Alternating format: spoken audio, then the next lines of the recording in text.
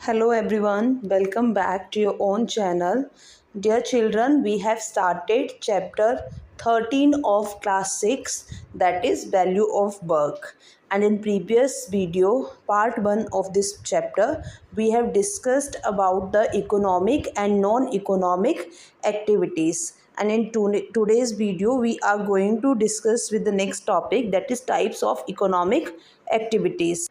So children, in previous video we read about the economic activities. So before we start with this types of economic activities, let's recall that what is economic activity and what is non-economic activity. So children, हमने पढ़ा था कि जो economic activities होती हैं वो ऐसी activities होती हैं जिसमें हमें मनी मिलती है, राइट ना, जिसमें हम पैसा अर्न करते हैं, वो क्या होता है, इकोनॉमिक एक्टिविटी होती है. लेट्स से लाइक डॉक्टर है ना, डॉक्टर क्या कर रहे हैं, मेडिसिन दे रहे हैं, तो उसके बदले में आपका चेकअप करते हैं, तो for that they are taking money, right. वो क्या है, इकोनॉमिक एक्टिविटी कर रहे हैं. आपके पेरेंट्स किसी भी सेक्टर में जॉब करते हैं, चाहे वो सरकारी नौकरी हो या प्राइवेट हो, तो वहाँ पे जब वो जॉब करते हैं तो मंथ के लास्ट में उनको उसके लिए पैसे मिलते हैं, सैलरी मिलती है. तो that is also example of economic activity. Non economic activities बेटा वो होती हैं जो हम out of love, care, right, respect उसकी वजह से करते हैं. जैसे आपके पेरेंट्स आपके लिए बहुत से काम करते हैं, आपके कपड़े वॉश करती हैं, आपकी मम्मा आपके लिए खाना कुक करती हैं, राइट ना, आपका ध्यान रखती हैं, तो उन सब कामों के लिए आपकी मदर आपसे पैसे थोड़ी लेती है, राइट ना. तो वो क्या होती है, नॉन इकोनॉमिक एक्टिविटीज़ होती हैं. आज हम स्टार्ट करेंगे with the topic types of economic activities. So children, अब हम बात करते हैं यहाँ पे काव्या की, ठीक है. She is Kavya and Kavya was really very excited to go to her aunt's house in a village of Kalampur, ठीक है, सॉरी कमलापुर. सो जो काव्या है वो बहुत एक्साइटेड है अपनी आंटी के घर जाने के लिए, जो कि एक गांव में है जिसका नाम है कमलापुर, ठीक है. And when she was going there, जब वो वहाँ जाती है हाईवे से, तो शी नोटिस दैट कि वहाँ पे क्या है, कंस्ट्रक्शन का काम लगा हुआ है. जो रोड है ना, हाईवे जो है, वहाँ पे कंस्ट्रक्शन का काम लगा हुआ है. हर जगह बस आवाज़ है, मीन्स साउंड ही साउंड आ रहा है अलग अलग तरह की एक्टिविटीज़ से, राइट. लार्ज मशीन्स यूज़ हो रही हैं, जैसे कि एक्सकेवेटर, बुलडोज़र वगैरह, ये सब वहाँ पे यूज़ किए जा रहे हैं फॉर द कंस्ट्रक्शन वर्क. आपने भी देखा हुआ आजकल रोड्स का काम चल रहा है यहाँ पे. तो most of the parts of एक प्रोजेक्ट चल रहा है जिसमें हिमाचल, पंजाब और जम्मू कश्मीर, यहाँ पे जो है, ये जो हाईवे है इनको ब्रॉड किया जा रहा है, 4 लेन्स में कन्वर्ट किया जा रहा है. तो आपने देखा है कितनी मशीन्स होती हैं यहाँ पे, राइट ना. तो वैसे ही शी नोटिस कि बहुत सी मशीन्स हैं, एक्सकेवेटर हैं, बुलडोज़र्स हैं, जिनको जो है टेक्नीशियंस जो हैं, डेडिकेटेड टेक्नीशियंस, मींस जो काम कर रहे हैं वहाँ पे, जो टेक्नीशियंस हैं, जो टेक्नोलॉजी को जानते हैं, जो उनको ऑपरेट करते हैं, जो उनको चलाते हैं, वो है वहाँ पे. So she is very excited कि अब जब ये न्यू हाईवे बन जाएगा तो जो उसकी आंट के घर जाने में 5 आवर्स लगते थे, that will remain only 2 hours. मतलब पहले जहाँ 5 घंटे में पहुँचती थी, अब वो 2 घंटे में ही पहुँच जाएगी. And she would be very happy in that case, because she would get a chance to visit there often, ठीक है. मतलब अब क्या है, बहुत खुश थी क्योंकि उसको वहाँ पे बार बार जा सकती थी, लेस टाइम लग रहा है ट्रैवल करने में, तो बार बार जा सकती थी. काव्या जो थी इस थॉट से, इस सोच से बहुत हैप्पी थी कि मैं बार बार अपनी आंटी के घर उनसे मिलने के लिए जा सकती हूँ. तो जैसे ही वो वहाँ पे जाती है, उनको ग्रीट करती है, एंड वहाँ पे उनकी आंटी जलेबीज़ बना रही होती हैं, तो बहुत हैप्पी होते हैं सारे के सारे. और उसी टाइम पे वहाँ पे क्या होते हैं कि जलेबी खाते हैं, एंड तभी उनके अंकल, काव्या के अंकल जो होते हैं, वो भी वापस आते हैं. He is working in a construction company, ठीक है. कंस्ट्रक्शन कंपनी में वो क्या है, टेक्नीशियन है और एक बुलडोज़र को वो चलाते हैं. And for that he is getting monthly salary, right, he is getting monthly salary, ठीक है. अब नेक्स्ट डे क्या होता है, काव्या की आंट जो है जल्दी जल्दी सुबह उठती हैं, घर का काम जो है उनको फिनिश करती हैं, and then she go for work, ठीक है. वो क्या करती है, विलेज जो पोस्ट ऑफिस है ना, गांव का जो पोस्ट ऑफिस होता है, डाकघर होता है, वहाँ पे वो काम करती है. And for that she is also getting monthly salary, ठीक है. एंड इवनिंग में जब वो ऑफिस से वापस आती हैं तो वो ऑनलाइन क्लासेस कंडक्ट करती है स्टूडेंट्स को पढ़ाने के लिए, एंड उसके लिए शी चार्जेस अ वीकली फ़ी, ठीक है, फॉर दीज क्लासेस. अच्छा बेटा, अब आपने एक चीज़ ध्यान रखी होगी, यहाँ पे आपने देखा कि जब काव्या के अंकल के बारे में बात की गई तो वो क्या करते हैं, वो भी मंथली सैलरी लेते हैं, राइट ना। जहाँ पे भी वो काम करते हैं, बुलडोजर चलाते हैं जिस भी कंस्ट्रक्शन कंपनी में, वहाँ पे वो उनको क्या देते हैं, मंथली सैलरी देते हैं।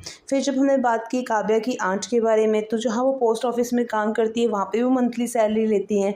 फिर जब वो वहाँ से वापस आती हैं, जो ट्यूशन्स पढ़ाती हैं बच्चों को, ऑनलाइन क्लासेस देती हैं, उसमें भी वो सैलरी ले रही हैं। मीन्स हर एक एक्टिविटी में यहाँ पे क्या बन रहा है, पैसा बन रहा है बेटा। तो ये सारी की सारी एक्टिविटीज़ कैसी होंगी, हमारी इकोनॉमिक एक्टिविटीज़। मैंने आपको बताया था कि इकोनॉमिक एक्टिविटीज़ में हमें क्या मिलता है, पैसा मिलता है, ठीक है। जैसे मैं टीचर हूँ, मैं जॉब करती हूँ, मैं स्कूल जाती हूँ, बच्चों को पढ़ाती हूँ, और जब मैं मंथ कंप्लीट हो जाता है तो उसके बाद मुझे क्या मिलती है, सैलरी मिलती है। That is the example of what, that is the example of economic activity, right। Economic activity में कि मनी से वैल्यू होती है, ठीक है, उससे पैसा मिलता है। अब यहाँ पे ये बताया गया है कि जब काव्या अपनी आंट के साथ फिर क्या करती है, उनका मैंगो ऑर्चर्ड है, वहाँ पे जाती हैं, मैंगो के बगीचे में जाती हैं अपनी आंटी के साथ कुछ डिलीशियस मैंगोस लेने के लिए। एंड वहाँ पे वो एक फार्म लेबरर जिसका नाम क्या है, साहिल, ठीक है, ये है, उनसे मिलती है। एंड वो क्या करते हैं वहाँ पे, ही अर्न्स अ डेली वेज, ठीक है। डेली वेज का मतलब क्या होता है कि उनको काम के हिसाब, दिन के दिन एक फ़िक्स टाइम के हिसाब से उनको पैसे मिलते हैं, ठीक है। तो ये जो वेज होती है, एक you can say that a payment made by the employer to the workers for a specific period of time, कि हाँ एक दिन में उनको इतने घंटे काम करना है, 8 घंटे या 9 घंटे काम करना है पूरे खेत में, तो उसके बदले उनको शाम को क्या मिलेगा, पैसे मिल जाएंगे। तो यहाँ पे जो साहिल हैं, इनको क्या किया जाता है कि पैसे दिए जाते हैं कुछ काम के लिए, एंड बाकी जो आधा जो मीन्स जैसे मान लो इनको 1000 रुपया मिलना है, ठीक है, तो 500 रुपया इनको दे दिया जाएगा इन कैश, ठीक है, 500 रुपीज़ इन कैश दे दिया जाएगा, और 500 रुपीज़ के मैंगोज़ इनको दे दिए जाएंगे, ठीक है, ठीक है। हालांकि ये बहुत बड़ा एग्जांपल दे रही हूँ मैं आपको। मान लो इनको 800 मिलता है तो 700 इनको वैसे दे दिया, और 100 रुपीज़ जो है वो इनको उसके मैंगोज़ दे दिए। तो जो चीज़ जिसमें पेमेंट जो होती है किसी थिंग के लिए की जाती है, किसी चीज़ के लिए की जाती है, तो उसको क्या बोलते हैं हम, पेमेंट इन काइंड। क्या बोलते हैं उसको, पेमेंट इन काइंड। यहाँ पे क्या मतलब बताया जा रहा है कि अगर किसी इंसान को उसकी पेमेंट जो है, ठीक है, जो भी उसने कमाया है उसका जो पैसा है, वो सारा पैसा उसको एज अ कैश है ना, नकदी ना दे के, उसमें से कुछ हिस्सा जो है अगर उसके बदले में उसको कोई चीज़ दे दी जाती है जिसकी उसको ज़रूरत है, तो उसको क्या बोलते हैं हम, पेमेंट इन कैश बोलते हैं। तो साहिल के साथ भी ऐसा ही हो रहा है यहाँ पे, ठीक है। अब आते हैं नेक्स्ट पे। As now we understand economic activities are, this is the important one, यहाँ से आपको समझ आ गया है वैसे। As now we understand, economic activities are those that have value in term of money, right ना। economic activities क्या होती है बेटा, ऐसी activities जिनकी value होती है in term of money, जहाँ पे पैसा कमाया जाता है। economic activities also add value at each stage of process of transforming something into another form, ठीक है, this is called value addition। अब economic activities में क्या होता है बेटा कि जब कोई चीज़ बन रही होती है ना, उसकी जब ट्रांसफॉर्मेशन हो रही होती है एक चीज़ से दूसरी चीज़ में, तो उसमें वैल्यू एडिशन होती जाती है, उसकी जो कीमत है वो बढ़ती जाती है, ठीक है। जैसे अब देखो यहाँ पे हमने एग्जांपल पढ़ा था काव्या की आंट के बारे में, वो क्या है, पोस्ट ऑफिस में काम करती हैं, ठीक है, और साथ में आगे वो क्या कर रही हैं, घर आके ऑनलाइन ट्यूशन्स भी दे रही हैं, स्कूल के बच्चों को पढ़ा रही हैं ऑनलाइन। तो वो क्या कर रही हैं, अपने वैल्यू एडिशन कर रही हैं, ठीक है, उनका पैसा जो है वो बढ़ रहा है, वहाँ से भी पैसा आ रहा है और दूसरी तरफ से भी आ रहा है, उनकी वैल्यू बढ़ रही है। एक और एग्जांपल लेते हैं, जैसे कि आम, ठीक है, तो वो जब कच्चे होते हैं तो उनको लोग इतना नहीं खरीदते हैं, ठीक है, थोड़े बहुत ही खरीदेंगे चटनी वगैरह बनाने के लिए, बट जब वो राइप हो जाते हैं, पक जाते हैं, तो उनकी वैल्यू एडिशन बढ़ जाती है, उनका रेट जो होता है बढ़ जाता है, ठीक है। तो that is also a kind of value addition. कोई है जो कंप्यूटर का है, जैसे आपने स्टार्टिंग के चैप्टर में पढ़ा था कि जो उसका ब्रदर था लड़की का, वो सॉफ्टवेयर इंजीनियर था एक कंपनी में, और शाम को आके वो यूथ्स को सिखाता था, है ना, कंप्यूटर स्किल्स सिखाता था। हालांकि वो कंप्यूटर स्किल्स के लिए पैसे नहीं लेता था सिखाने के, बट अगर वो पैसे लेता तो इसमें क्या हो रहा है, उसकी भी वैल्यू एडिशन हो रही है, ठीक है। जब पैसे नहीं लेता है तो that is example of non economic activity, okay. अब यहाँ पे बात करते हैं हम काव्या के फादर के बारे में।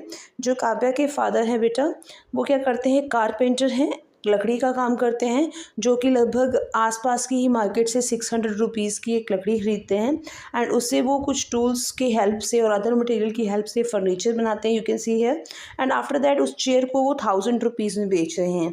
तो यू कैन सी है कि 1000 में वो बेच रहे हैं और थी वो कितने की 600 की लकड़ी ली थी, तो 400 रुपीज़ का जो है उनको बेनिफिट हो रहा है। और ये 400 रुपीज़ में क्या आ रहा है उनका, कि वो स्किल जो उस पर लगाते हैं, जो टाइम है, एफर्ट है, ठीक है, जिसमें वो मार्केट गए, वहाँ से उन्होंने उस चीज़ को ख़रीदा, लकड़ी को, ठीक है, और उस लकड़ी में उन्होंने क्या किया, वैल्यू एडिड की। एक लकड़ी की इतनी ज़्यादा वैल्यू क्या थी, सिर्फ 600 रुपीज़ थी। एक मिनट रुकिए, यहाँ से हम समझते हैं, जस्ट अ सेकेंड। हमने क्या बोला, मैंने आपको बोला वैल्यू एडिशन। वैल्यू एडिशन का ये बहुत अच्छा एग्जांपल दिया गया है कि उन्होंने 600 रुपीज़ की लकड़ी खरीदी, ठीक है, और फिर उस लकड़ी से क्या बनाई, चेयर बनाई। अब जब लकड़ी को चेयर बना दी तो लकड़ी की क्या हो, वैल्यू बढ़ गई, ठीक है। अब वैल्यू बढ़ गई तो उसका पैसा भी बढ़ जाएगा, तो उन्होंने उसको कितने में बेचा, 1000 रुपीज़ में बेचा। तो इस तरह से उन्होंने 400 रुपीज़ का क्या है, प्रॉफिट कमाया। आई होप ये क्लियर हो गया आपको। चलिए नेक्स्ट फर्दर करते हैं हम लोग। यहाँ पे बेटा कुछ एक्टिविटीज़ दी गई हैं जिसमें ये कहा गया है कि आपको आइडेंटिफाई करना है कि कौन कौन सी इनमें जो है मींस मॉनेटरी वैल्यू क्रिएट करती है एक्टिविटीज़। तो बेकर की है, यस, और सी बात है, केक्स वगैरह कितनी महंगी मिलती हैं, है ना, बेकिंग का जो काम करते हैं। टेलर जो सूट स्टिच करता है, ड्रेस स्टिच करता है, लेते हैं।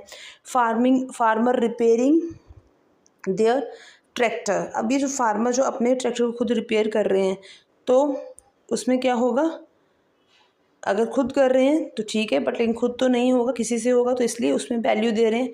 डॉक्टर में भी parents cooking dinner for their family, तो इसमें क्या होगा, इसमें क्रॉस लगेगा बेटा, ये नॉन इकोनॉमिक एक्टिविटी है, क्योंकि उसके लिए पैसे थोड़ी ले रहे हैं। Scientist tick, right, personal taking care of sick grand parents, so cross, इसके लिए भी मनी नहीं लेते हैं हम लोग, ठीक है। अब यहाँ पे 2 एक्टिविटीज़ बोली हैं, तो आप बोल सकते हो शॉपकीपर, एक आप लिख सकते हो शॉपकीपर, राइट ना, और दूसरा आप लिख सकते हैं यहाँ पे। चलिए दूसरा मैं आपको होमवर्क देती हूँ, आप मुझे कमेंट सेक्शन में रिप्लाई करेंगे, ठीक है। अब नेक्स्ट आता है बच्चे, हमारा नेक्स्ट टॉपिक आता है the importance of non economic activities. The importance of non economic activities. जो नॉन इकोनॉमिक एक्टिविटीज़ होती है ना बेटा, इसमें पैसा तो इन्वॉल्व नहीं होता है, बट इसमें क्या होता है, मनी नहीं इन्वॉल्व होती है, बट इसमें ये जो एक्टिविटीज़ होती है ना, ये हमारी लाइफ में वैल्यूज़ ऐड करती हैं। जैसे हम किसी की हेल्प करते हैं तो हमें खुद को अच्छा लगता है। सबसे पहले क्या बताया गया है इसकी इंपॉर्टेंस में, सेवा, सेल्फलेस सर्विस। जब हम सेवा करते हैं, आपने देखा है लोग जब मंदिरों में जाते हैं, दान पुण्य करते हैं, सेवा करते हैं, गुरुद्वारा, मॉस्क एंड चर्चिज़ में जाते हैं, तो वहाँ पे भी वो सेवा करते हैं। जैसे कि लंगर जो है, कम्युनिटी किचन जो कि सिख लोग लगाते हैं गुरुद्वारा में, ठीक है, तो वहाँ पे जब भी आप जाते हो वहाँ पे फ्री में खाना मिलता है। इसी तरह से हिंदुओं में भी ये किया जाता है, लंगर भंडारे लगाए जाते हैं, तो वहाँ पे कोई पैसे थोड़ी लिए जाते हैं। देखो पिक्चर्स दिखाई गई हैं यहाँ पे, उसमें कोई पैसे नहीं लिए जाते हैं, वो अपनी खुशी से इंसान करता है, ठीक है, अपनी डिवोशन की वजह से कर रहा है। हर एक धर्म में ये दान वगैरह जो किया जाता है, तो it is just out of means एक सेल्फ बिलीव होता है एंड एक हैप्पीनेस मिलती है, राइट, उसके लिए लोग करते हैं। Then coming to the next, the strength of community participation. यहाँ पे बेटा बात की गई है कि ऐसी the strength of community participation, जब कम्युनिटी पार्टिसिपेशन वर्ड आता है ना, तो इसका मतलब ये है कि एक समाज में, एक सोसाइटी में, एक कम्युनिटी में जितने भी लोग रहते हैं वो सबकी पार्टिसिपेशन। तो यहाँ पे बात की जा रही है द स्वच्छ भारत अभियान की बेटा। ये बेस्ड है ऑन द कलेक्टिव एफर्ट्स, जिसमें क्या है, स्वच्छ मीन्स साफ, भारत मीन इंडिया, अभियान मीन्स एक तरह का प्लान की जिससे कि इंडिया को साफ बनाया जा सके। ये देखो बच्चे क्या कर रहे हैं, यहाँ पे जो गार्बेज पड़ा है उसको उठा रहे हैं। हर एक जो है इसमें इन्वॉल्व होता है। जैसे लोग भी आपके स्ट्रीट्स वगैरह पे, रोड पे, पार्क में, कहीं पे भी गंद नहीं गिराना है, उसको उठाना है अगर दिखता है कहीं। आपको पता है म्यूनसिपैलिटी जो होती है वो क्या करती है, घर घर में कचरे वाली गाड़ी भेजती है, कचरे वाली गाड़ी में कचरा डालो जी, है ना, सुना होगा आप सब ने ये। तो ये क्या है, ये है सर्व शिक्षा अभियान के अंडर, सॉरी नॉट सर्व शिक्षा, सॉरी स्वच्छ भारत अभियान के तहत ही ये सब कुछ उसके अंडर ही किया जाता है, स्वच्छ भारत अभियान, ठीक है। अब ये स्टार्ट कब किया गया था बेटा, ये स्टार्ट किया गया था स्टार्ट 2 अक्टूबर 2000 14 को। आप ये डेट नोट डाउन कर लीजिए, स्वच्छ भारत अभियान। और इसको स्टार्ट कब किया था, किसने किया था? बाय पीएम, हमारे जो पीएम हैं नरेंद्र मोदी जी, उन्होंने इसको स्टार्ट किया था। ठीक है बेटा, लगभग आज से 10-10.5 साल पहले। अब नेक्स्ट बात की गई है यहाँ पे हमारी वन महोत्सव। एक और एग्जाम्पल दिया गया है आपको, दैट इज़ वन महोत्सव। वन महोत्सव का एग्जाम्पल दिया गया है। अब ये वन महोत्सव क्या होता है? द फेस्टिवल ऑफ फॉरेस्ट, जिसमें क्या होता है, लोगों को अवेयर किया जाता है कि उनको क्या है, ट्रीज़ की वैल्यू करनी है, पेड़ों को बचाना है, उनको कंजर्व करना है, फॉरेस्ट को बचाना है। तो इसलिए सारी कम्युनिटी के मेंबर्स जो होते हैं इकट्ठे मिलकर ट्री प्लांटेशन करते हैं। आपके याद करो, आपके स्कूल में भी ये सेलिब्रेट होता होगा वन महोत्सव। और ये कब होता है? मोस्टली जो इसका वीक चलता है वो होता है 1 जुलाई से 7 जुलाई में। And it was started in 1950। One महोत्सव कब स्टार्ट हुआ था? 1950 में स्टार्ट हुआ था। और उस टाइम पे जो यूनियन मिनिस्टर थे एग्रीकल्चर के, उन्होंने स्टार्ट किया था, जिनका नाम था के एम मुंशी। ठीक है, आप इसको नोट डाउन कर लीजिए। इन्होंने इसको स्टार्ट किया था। इसमें क्या होता है, ट्रीज़ को प्लांट किया जाता है, लगाया जाता है, पेड़ों को उगाया जाता है। इसी तरह से अब आपको कुछ चीज़ें सोचनी हैं, वो ये है कि आप जिस कम्युनिटी में रहते हैं वहाँ पे कम्युनिटी पार्टिसिपेशन का कुछ एग्जांपल देखिए अपने एरिया का, लोकल एरिया का। जब आप फेस्टिवल सेलिब्रेट करते हैं तो किस तरह से आप सारे इकट्ठे होकर वेरियस एक्टिविटीज़ को ऑर्गेनाइज करते हैं। तो उनमें से कौन कौन सी इकोनॉमिक एक्टिविटीज़ होती है, कौन कौन सी नॉन इकोनॉमिक एक्टिविटीज़ होती हैं। आपके स्कूल में और लोकेलिटी में जो प्रोग्राम्स होते हैं, कम्युनिटी प्रोग्राम्स, उन पे फोकस करना है। तो बच्चा बेसिकली इस चैप्टर में हमने क्या पढ़ा है कि इकोनॉमिक एक्टिविटीज़ क्या होती हैं और नॉन इकोनॉमिक एक्टिविटीज़ क्या होती हैं, उसके बारे में हमने पढ़ा है। तो जो इकोनॉमिक एक्टिविटीज़ मीन्स जहाँ पे क्या आता है, क्या आता है बच्चे? जहाँ पे मनी, जहाँ पे हम मनी लेते हैं, ठीक है, जहाँ पे हमें पैसा मिलता है, सैलरी मिलती है, that is economic activity. And जो हमारी नॉन इकोनॉमिक, देखो नॉन, मैंने आपको बोला था इको मीन्स, इकोनॉमिक मीन्स हम जहाँ पे पैसे की बात कर रहे हैं। तो नॉन इकोनॉमिक में क्या होगा? नो मनी, जहाँ पे हम पैसा नहीं लेते हैं। So this is all about the chapter. I hope आपको ये चैप्टर क्लियर हो गया होगा बेटा। तो अगर कोई डाउट है तो कमेंट सेक्शन में डालिए, कमेंट करिए and ask from me, I will help you out in that doubt. और आप एक काम करिए, मुझे कमेंट सेक्शन में मैसेज करिए आपको ये वीडियो कैसा लगा एंड डू यू वांट कि मैं फर्दर चैप्टर्स के वीडियोस भी बनाऊं इस क्लास के। तो आप मुझे कमेंट सेक्शन में बताइए। अगर आपको ये वीडियो अच्छा लगा है तो आप मेरी प्लेलिस्ट भी चेक कर सकते हैं, आपको 6th क्लास के बाकी चैप्टर्स भी वहाँ पर मिलेंगे। अगर आपको ये पसंद आया है तो like, subscribe and share to my channel and moreover please comment. आपके कमेंट जो होते हैं वो मोटिवेट करते हैं वीडियोज़ को रेगुलर बेसिस पे पोस्ट करने के लिए। Thank you everyone and God bless you all. Be happy always.